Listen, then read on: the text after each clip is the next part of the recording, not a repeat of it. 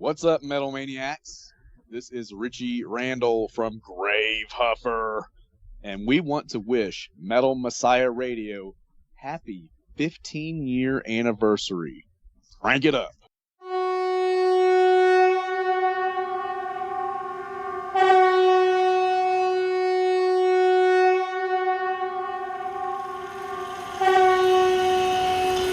All reactor core safeguards are now non-functional. Please prepare for emergency evacuation.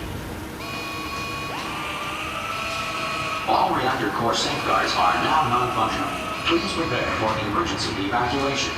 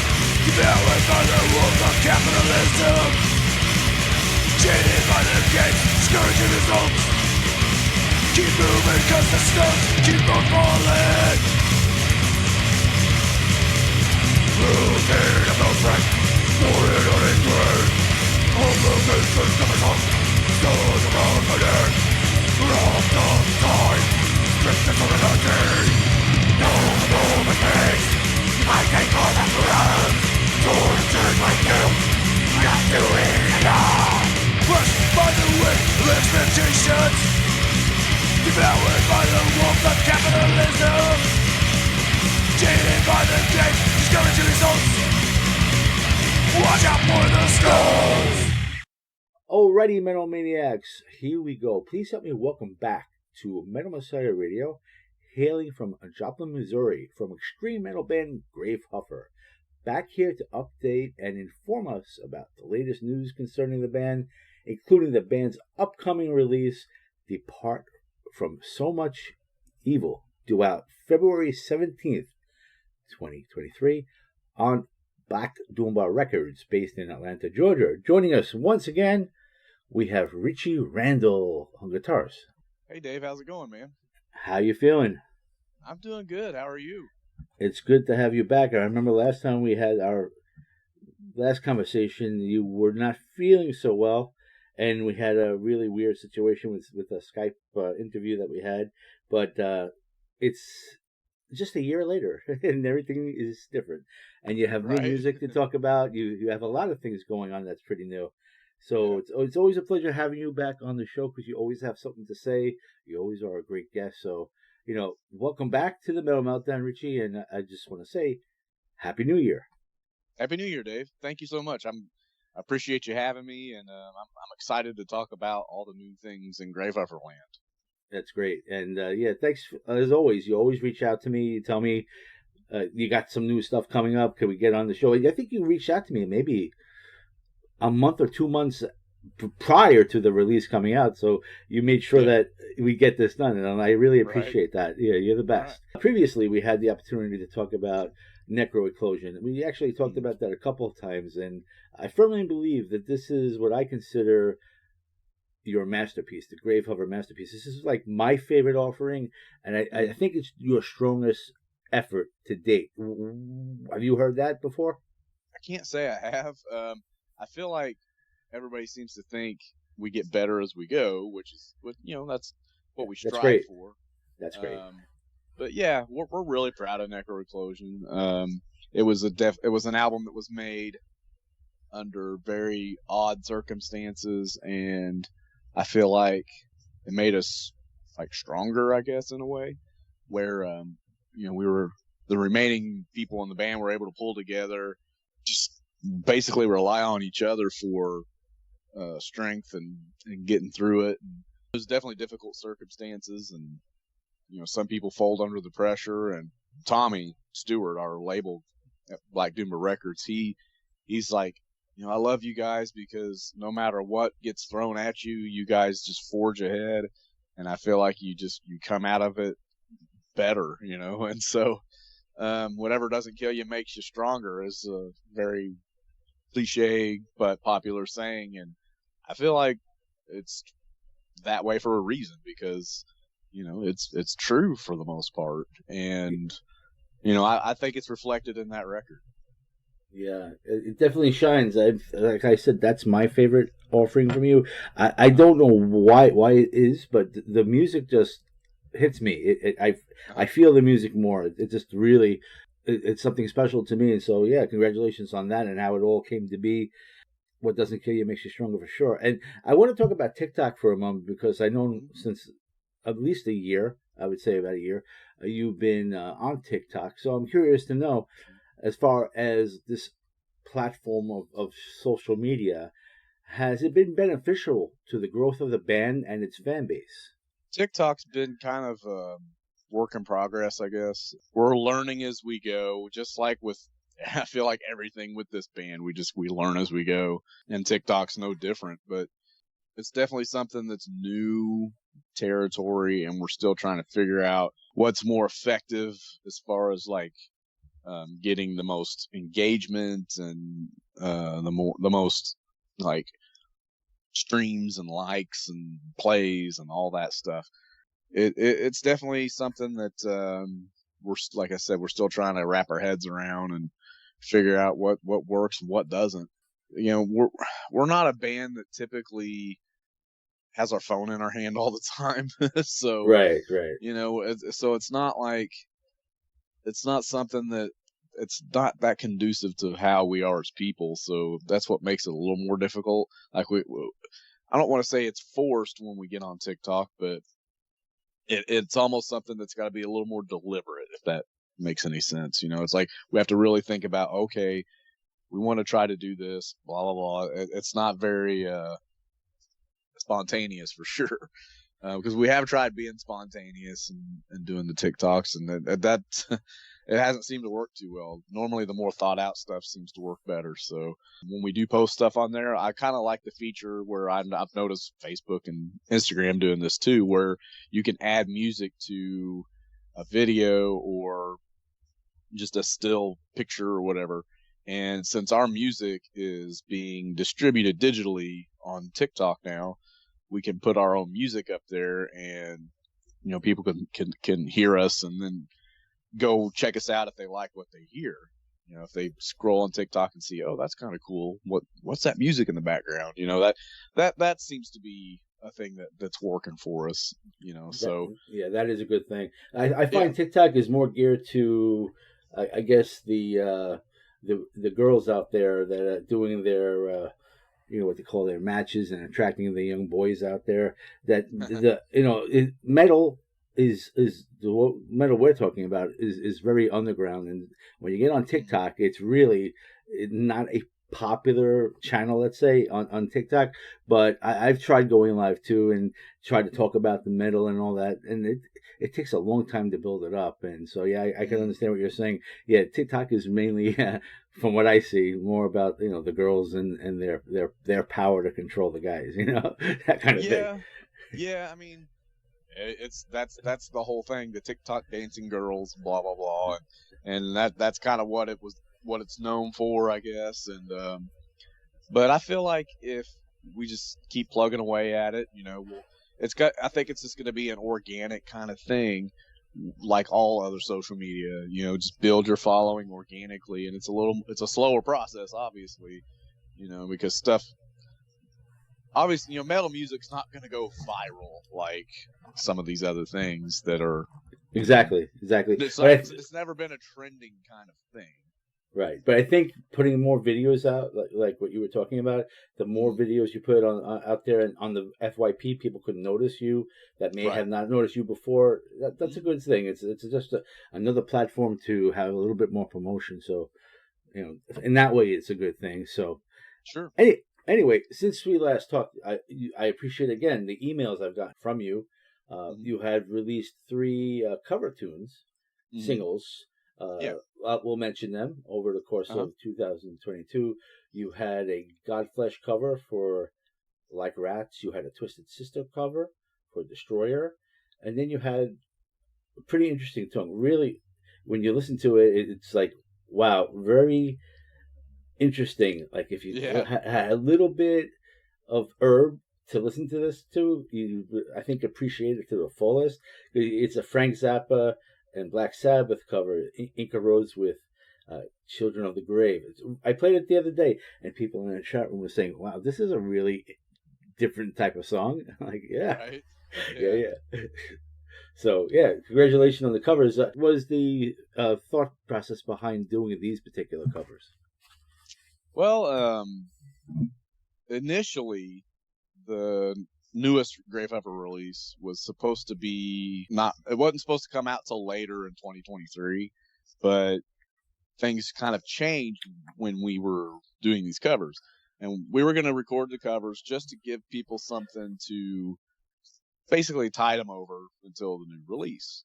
Gotcha. And since the new release is here in a few weeks, it kind of like, I wouldn't say backfired on us necessarily, because it's still, the covers are still out there and they were fun and people liked them. We kind of had to kind of pull back from promoting those to promoting the new album, right? And which is fine. It's not a big deal. We just did it for fun mainly, but that was the thing. We were just to tide people over, give people something new to listen to, just to have something out there, because Necroeclosion's been almost 2 years since it was released and we didn't have any material. So we thought, well, let's just have fun and record some covers. And as far as these particular ones, we had a big list of songs we wanted to do, and we still have songs from the list that we plan on doing more of. So, but these were the first 3 that were basically the ones that we knew the best as far as like being able to perform them and record them. The Frank Zappa Black Sabbath mashup in particular was one we'd been talking about that one for a good year or two, and that was one that we had actually kind of practiced a little bit here and there, and so that was it was just kind of a no-brainer to go ahead and do that one.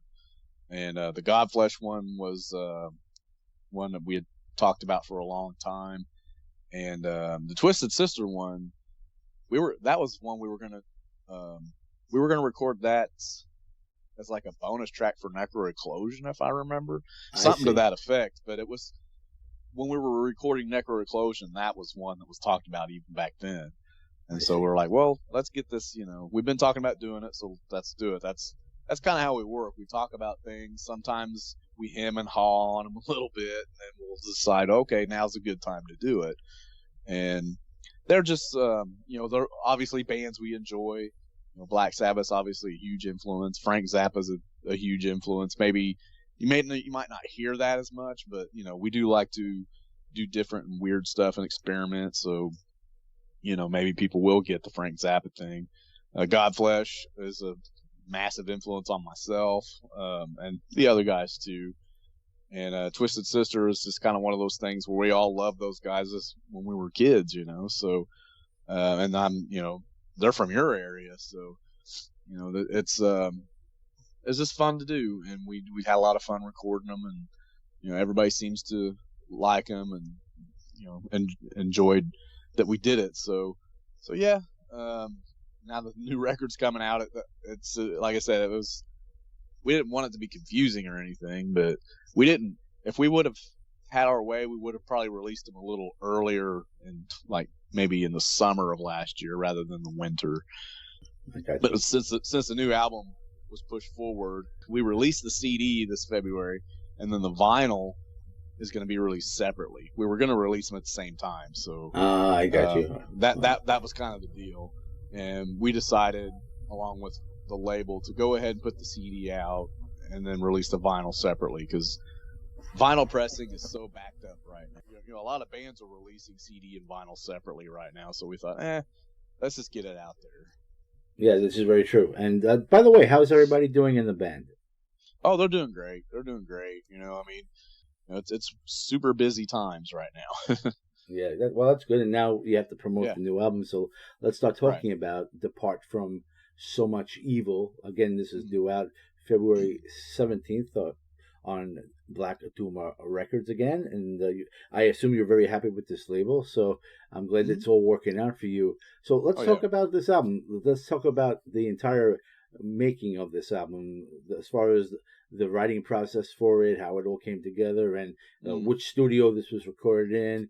Let's talk about the production, who was responsible for production, for mixing and mastering, all that fun stuff. We could talk about that. Yeah.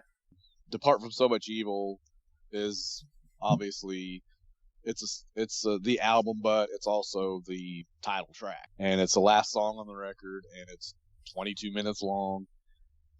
That's something that we've been talking about for, oh my goodness, we've talked about this whole Dante thing and writing a long song. I mean, I remember talking about this stuff when our bass player Mike and myself we were in a band together in the 90s, and we were even talking about that back then. So yeah, this is something that's been like decades not in the making, but decades. The thought process has been there for decades. We thought now was just the best time to do it. And, you know, it's about Dante's Divine Comedy, the Inferno, Purgatory, and Paradise. And, you know, the song is split to 3 sections. And that was definitely the most challenging piece of music we've ever done, that I've ever been involved with. Definitely the one we're the most proud of. Not sure how we're going to pull it off live, but we do have plans to play Inferno, the first 5 or 6 minutes of it. We are rehearsing that right now, and so that's going to be in the new set list we got coming up. And you know, we're looking forward to that. And but yeah, it was interesting to do for sure, to kind of dive into that world, or the worlds, I suppose. And it's, you know, it's just nothing we've ever done before. And we all are big fans of like 70s progressive music. We were listening to a lot of Genesis and Rush and Yes and stuff like that. And Emerson, Lake and Palmer, King Crimson. Yeah, we're all huge fans of that stuff. And 20-minute plus songs are very popular in the prog rock, prog metal industry. Not your style, not with the extreme metal though. So it's going to be quite interesting how you can pull that off live. Maybe you have to like cut it into 3 different sections while you're doing it live, so you can handle it. Who knows? You know, the whole challenge of it is basically we put so many layers on it in the studio, and which we recorded this at our bass player's house, and he's got an old like analog mixing desk from the 70s. It's made by Panasonic, and you know, it's gives everything this kind of warm, dynamic quality to it. And so everything's recorded analog, edited digitally, and then we have a friend of ours that masters it, that has a studio in St. Louis, Missouri. Oh. And so he masters it all for us. And he used to work in Nashville, Tennessee, and he did work on some country albums like Kenny Chesney, and he's worked with Kip Winger on stuff, and Bret Michaels of Poison, and all kinds of crazy stuff. And it's just amazing. But because he was actually in a band with us back in the 90s, that same band I was mentioning that Mike was in with me. And so it's kind of funny. We've kept everything in the family, so to speak, as far as who works on the record and all that. But like I said, the challenge of doing it live would be like, what do we play? What do we not play? Because there's so many instruments and layers, and do we have a tape or whatever samples running? Or it's that's just something that we're not sure about yet. Because like the Purgatory section is not really. It's not. There's not so much music, so to speak. There's a lot of like voice, and we actually had put out. Oh gosh, I can't remember when this was. Probably over a year ago. All of our social medias, we put searching for blood-curdling screams for a Gravehuffer project or something to that effect. And we had so many people email us and message us all these MP3s and sound files of them just screaming into their phone or whatever. And so that's what's in the background of that song is all these people just screaming their heads off. And, you know, it's not like super loud or anything. It's just kind of buried, but you hear it, you know. It's more of an ambient kind of thing. Yeah. And that's what, you know, we wanted it to be just really disturbing, you know, because purgatory, you know, what is purgatory? You know, it's just kind of one of those things where you just exist, and it's not, I don't know, it was just, to me, you wouldn't know what would happen with your life if you're there. With Inferno, you know you're going to burn. With Paradise, you know you're going to be in heaven. With Purgatory, that's perfect. Purgatory, right in the middle. Yeah. Right in the middle, yeah. There's no it's just this one kind of state, one feeling, one emotion, and so that's kind of why we went with the agonized kind of vibe. Yeah, that would be the perfect place for you to have like an intermission and have that as the sampling that you could like have that being played, and then you could continue with the rest of the song. Right. Yeah, that's actually a good idea. Use it as an intermission. Yeah. I never thought that. It's funny because we were thinking, well, should we just have it play and maybe not play the whole thing, maybe just play like a section of it, you know? But yeah, we're definitely working on that somehow. Yeah, I'm sure you'll figure it out. You'll be out there figuring it out as you go, probably too. Yeah. Yep. That's kind of how we do it.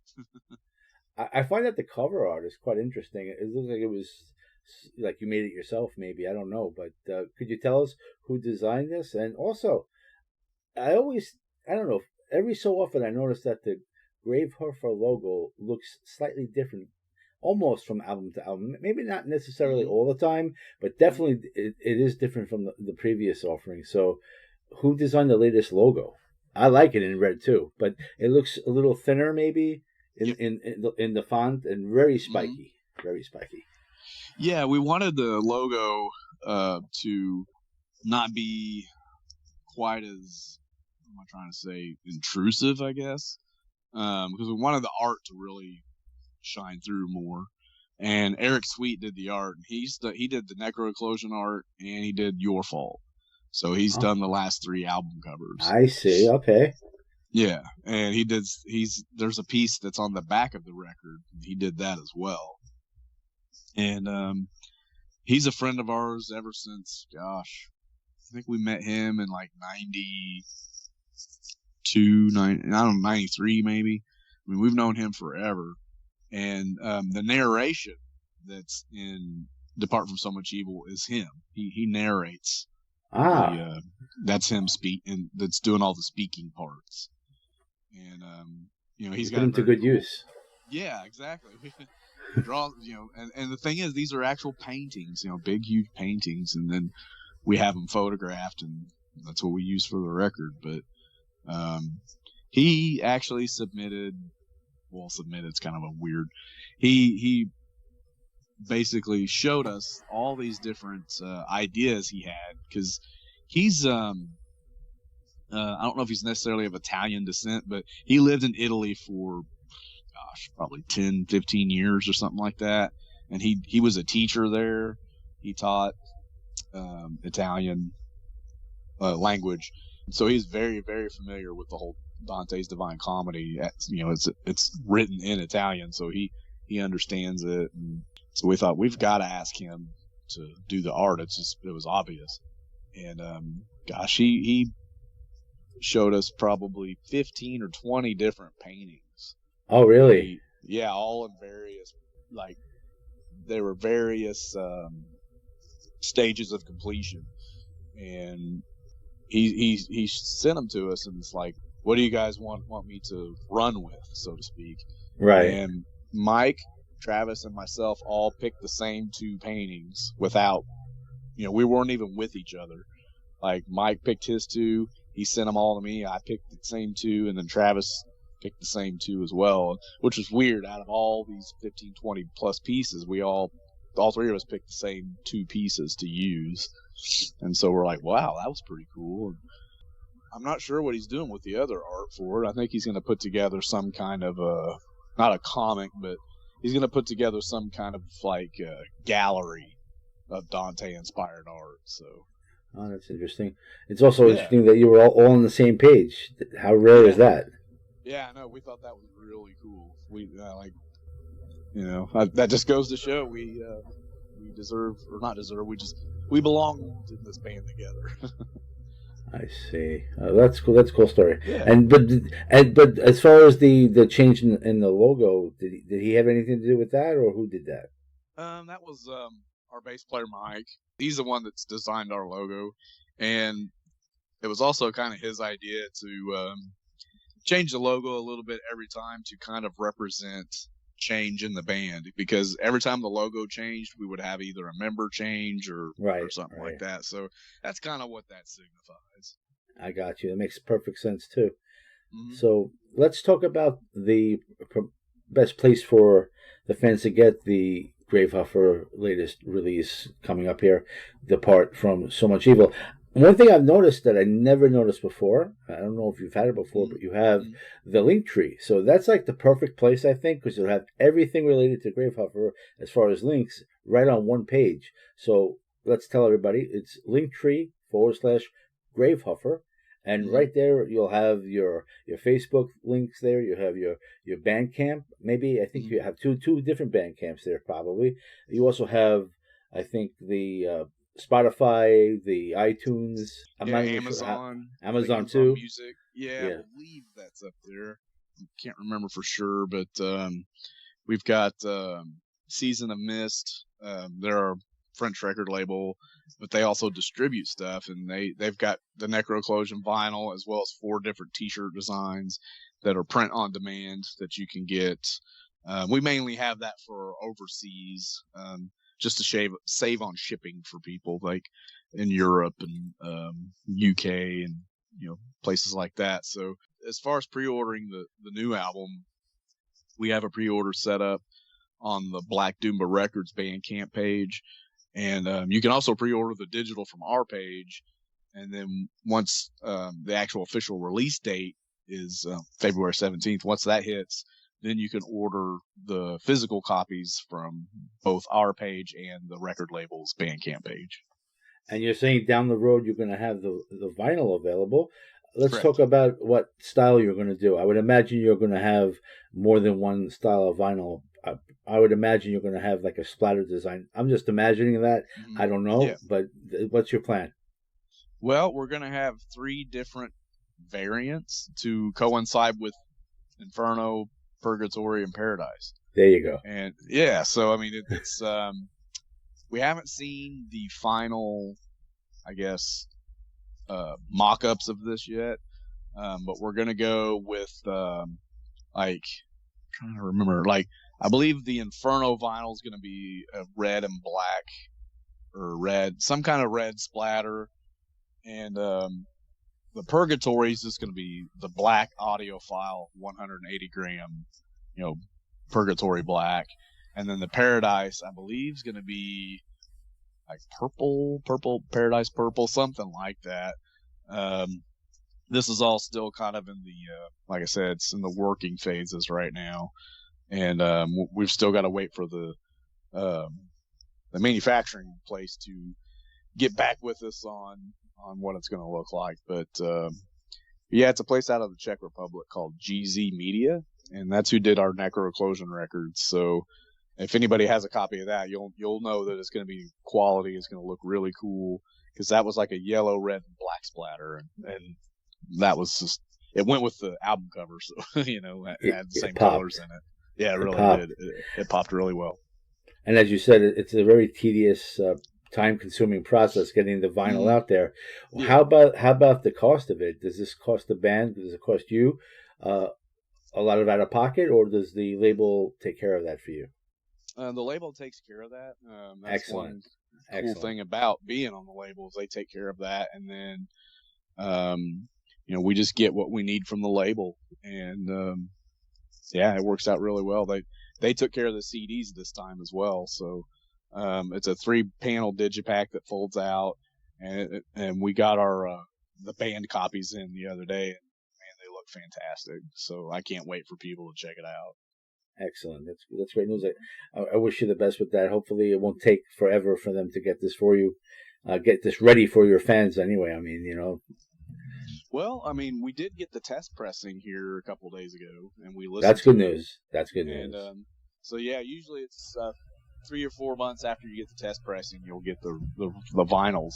And so and we listened to the test pressing, and we got to approve it. And man, the vinyl, it just sounds better. I mean, we listened to the vinyl and then the CD, and you can tell that there's a difference. You can just hear more of the details when you listen to the vinyl. It's really cool. Interesting. Yeah. And I was on your YouTube, and I noticed. I think it's about a week ago. You put out your first video to promote "Depart from So Much Evil," the blueprint for an early grave. Yeah. What's the thought process behind the selections of songs that you're going to have videos for in the upcoming videos? See, we have another video that was ready to go that we were going to put out, and we were going to use Inferno, just the first third of the Depart from So Much Evil, trilogy. But we thought, let's give people more of a teaser and not like ruin the surprise, And so we decided let's just do the album opener, and it's a really striking teaser, so to speak, and we just thought it was the perfect choice to kind of start things off. And then that's the first thing people were going to hear when they put the record on anyway, so it was just, I don't know, it just made sense to everybody. And the song's about basically how some people get into this trap of just working themselves to death, basically, and people are fighting for crumbs and working for peanuts and nothing to show for it. And that's basically what that song's about. And that's the song our Travis brought to the band. Like, he actually wrote the first half of the song. Like, he had that riff all ready to go. And that was another thing about this record, is it's like the first 5 songs on the album are kind of like solo pieces, I guess, and then the band recorded them. Each member basically wrote an entire song, and then we played them. That was kind of we just wanted to try something different. So. That makes it fun. Yeah, that's great. Yeah, it was it's kind of a cool thing to do. And so yeah, every guy in the band has a song. That's excellent. And you were talking about performing this live. Now, from what I've noticed, you're basically a 3-piece. So when you do perform this live, will you be having extra hired hands, extra musicians on stage with you? See, that's kind of what we're trying to figure out. I got you. Yeah. It makes sense to do that. Yeah. Yeah, exactly. And I mean, you've obviously listened to it, and you picked up on that. So yeah, what we're thinking about doing is like our bass player Mike is he's looking at buying some foot pedals to use for some of the low kind of keyboard parts. And then our singer Travis, he actually plays piano and keyboards and stuff. So what I think we might try to do is try to get him to play some of the keyboard parts as well, instead of just singing. And then we'll almost turn into a 4-piece at that point, instrumental wise. And I'll probably have a pedal that will do the samples and stuff like that. We're already working on that too. But yeah, there's a lot going on behind the scenes trying to figure out how to make this work. So it's all new to us, but we want to make sure we do it right. and have it down before we decide to perform it. So, but yeah, we're definitely, it's in the works for sure. Yeah. Yeah, and you have about maybe a little bit over a month before you actually do perform this live, so you don't have much time to really get everything sorted out. And I've noticed you have 7 shows already planned in the works, starting in March 10th, and I think it goes all the way into June. I see there's a date in June. Would you like to talk about your upcoming shows and who you'll be performing with, and what areas you'll be at? Oh yeah, we're kickstarting this whole thing in March, and we're definitely not going to be performing any of the, we'll be performing new material, but we're not going to be doing "Depart from So Much Evil" in its entirety just yet. That will probably be something that we do either later in the year or in 2024.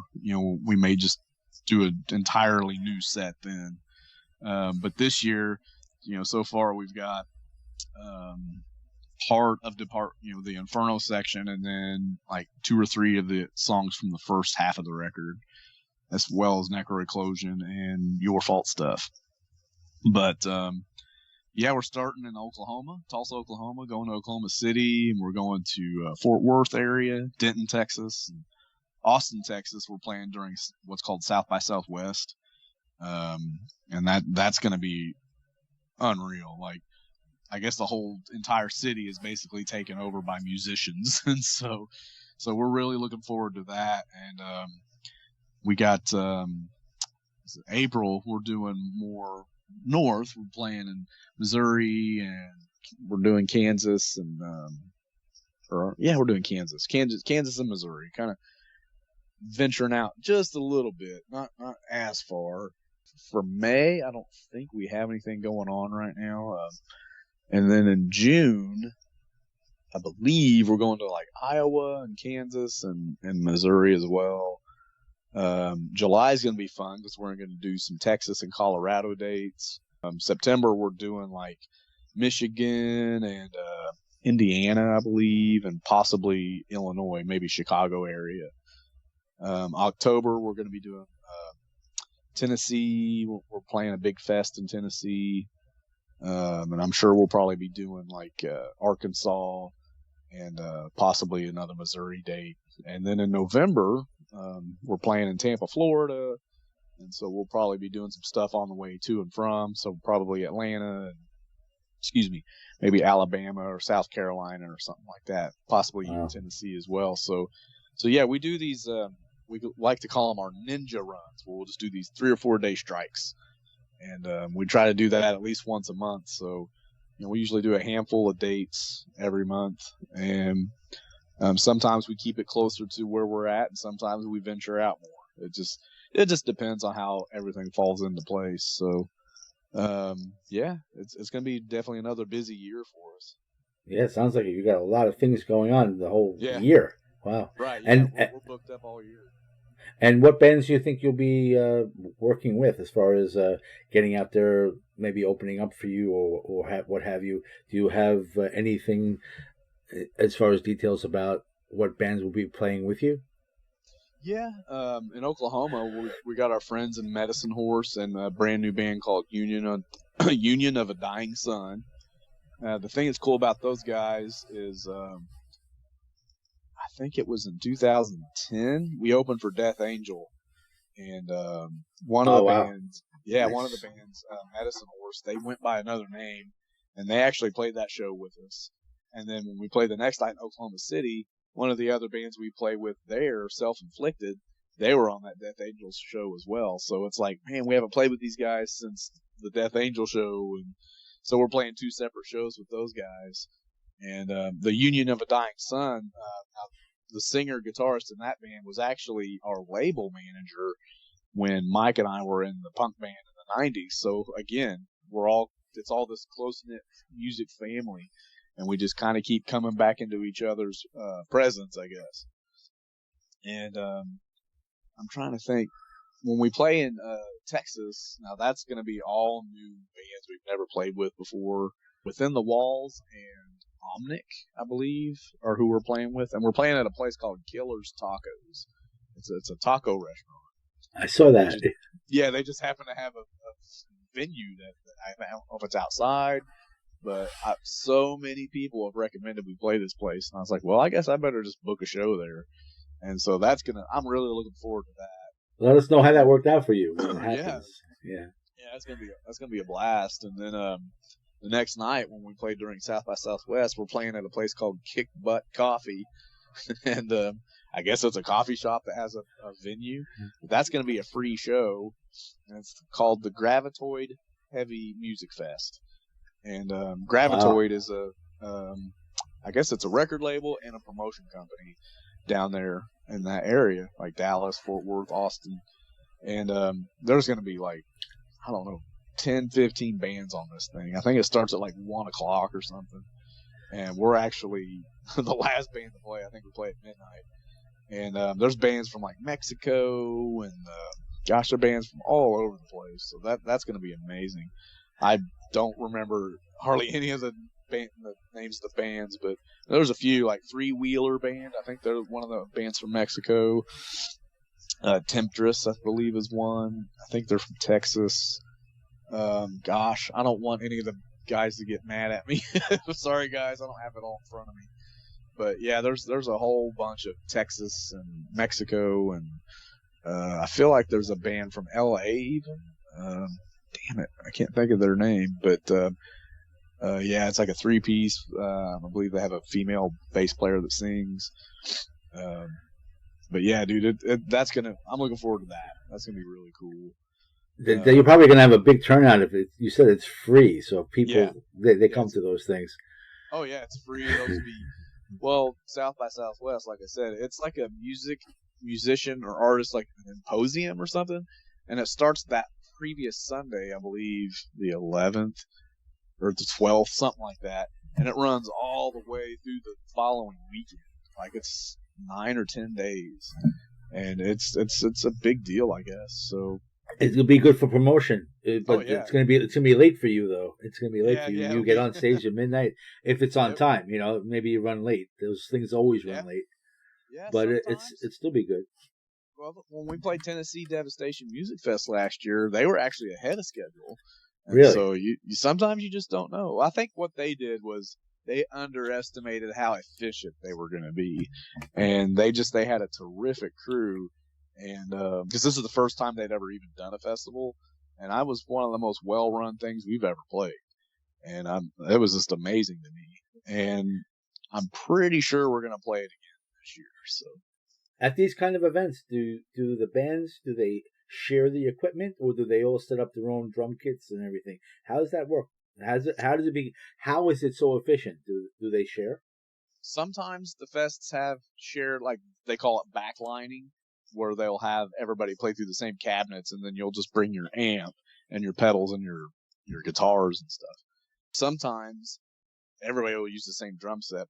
That's not very common. Usually drummers are like, they'll want their own stuff, or they'll at least bring their own snare and cymbals, especially because the snare is kind of the signature of a drummer's tone.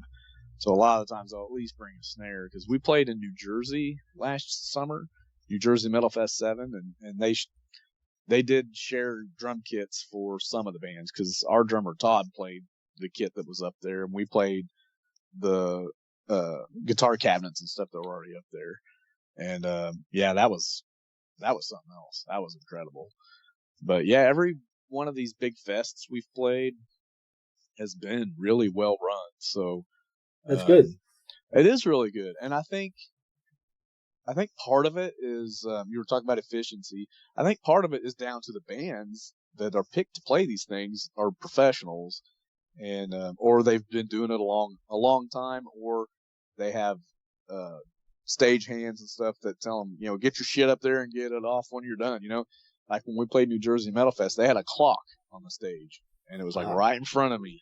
So you knew exactly how long you had to play, and everybody's got kind of their own little ways of working things, but usually they'll have people come to you prior to the event, or they'll send an email or something, and they lay everything out, how it's, the time slots for everything, and I gotta say, these people are putting in a lot of time and resources and money and into doing these things, and the more people show up, the more they can do it, the more successful it can be. So that's a great thing. And every interview we talk about your gear, and I don't know if you'd like to talk about it again, but I'm not sure if you have anything new to talk about, any new guitars or toys, or if you want to talk about what kind of guitars you're going to play during the tour. We can talk about that.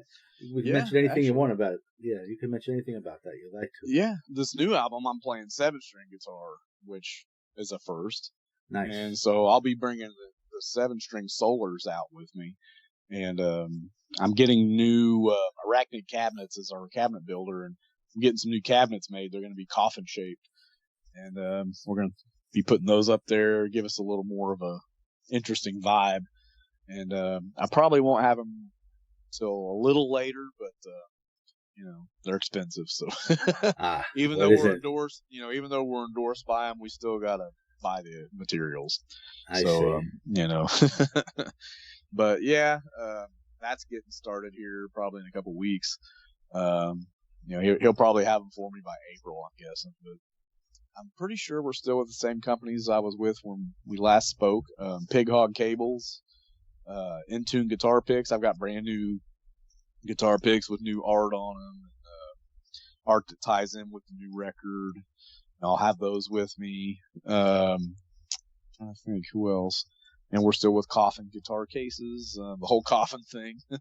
Yeah, right. I mean, that's pretty obvious, but we don't take ourselves off. That goes with your original logo, yeah. Yeah, it goes with the band name and the logo. We're serious, but we still have fun. We're still a little bit cheeky and don't take ourselves 100% serious. I mean, even this new record, it's pretty cerebral, but there's a song on there about Andy Griffith wiping out Mayberry. So you're having fun with it. Yeah, I mean, we still do. We still have fun with it. So, yeah, man, I'm still cranking out the same gear, but like I said, I'll be throwing down some 7-string, and we're tuned down a step and a half, so I'm tuned down all the way to like a G sharp, and so it's pretty heavy, and our bass player, he's with Solar Basses, and I'm not sure if he was with them when we spoke last, but yeah, that may be a new thing for you. As our bass player is also endorsed by Solar Guitar. His bass looks just like my 7-string, except it's black. My 7-string is white, but it's the same shape and design, so it's going to look really cool. Like his black bass and then my white guitar on the other side. And so it's going to be a nice, striking, contrasting kind of vibe on stage. And we're just still plugging away. I'll probably have Custom Audio Mutation, who makes my amps. I think I'm going to have another amp made by him to power this big coffin-shaped cabinet I'm going to have made, because it's going to have more speakers in it. So I'm going to need some more amplification power. So. Yeah. Interesting. Yeah. That's good. Yeah. So any updates on your regular job? I know we've talked about that in the past. Everything going good with work? Oh, yeah, man. I'm still working at the Missouri Southern State University here. I do printing and mail there, and I love that job. It's so low stress, and it's just such a easy but enjoyable job. I get to be a little bit artistic in some of the things I do when I print stuff, and so I enjoy that.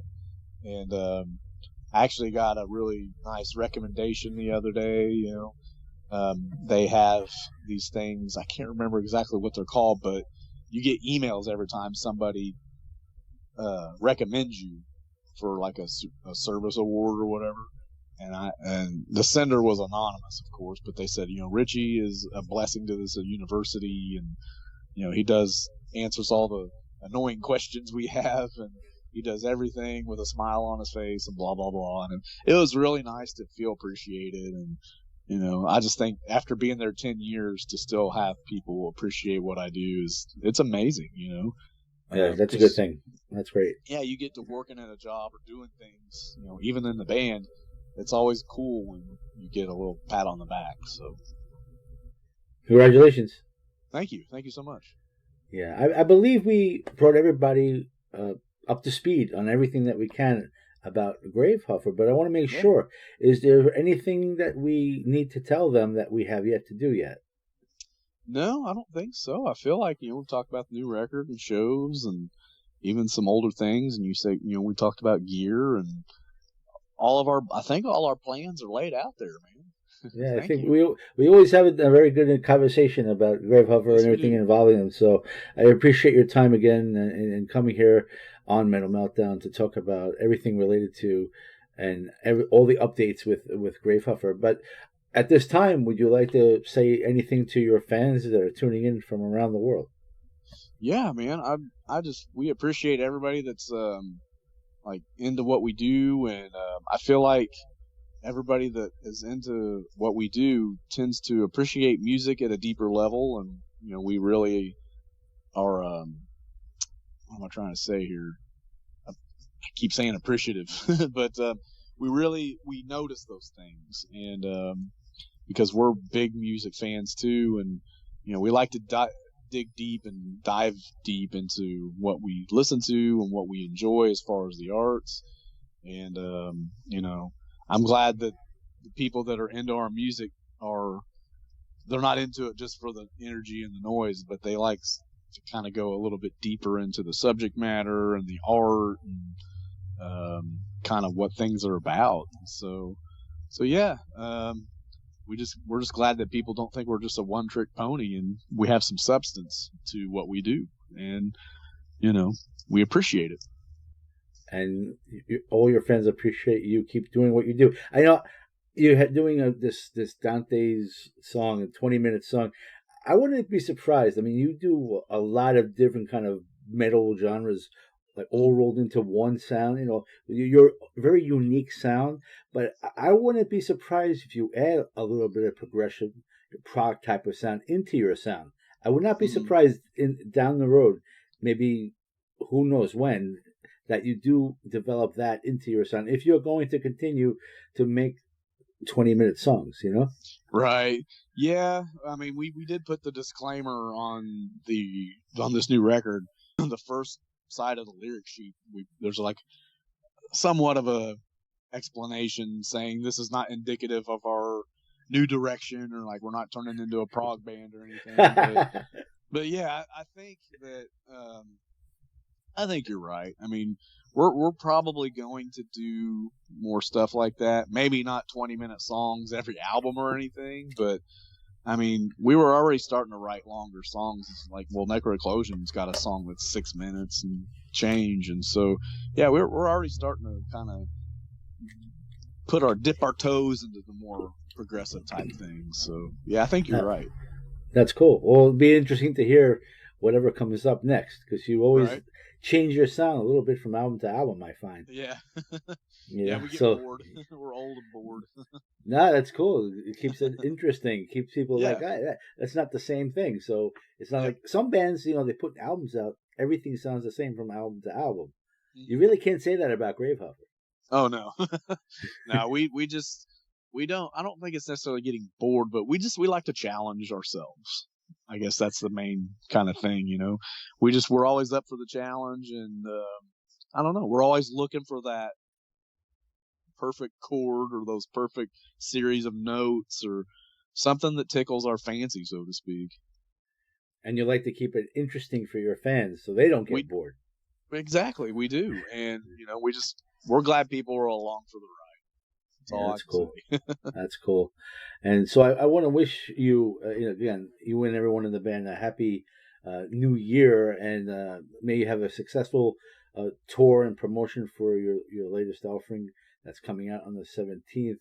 Thank you again for joining us on Metal Meltdown on Metal Messiah Radio. It's always a pleasure to get with you to learn about the latest about Gravehuffer.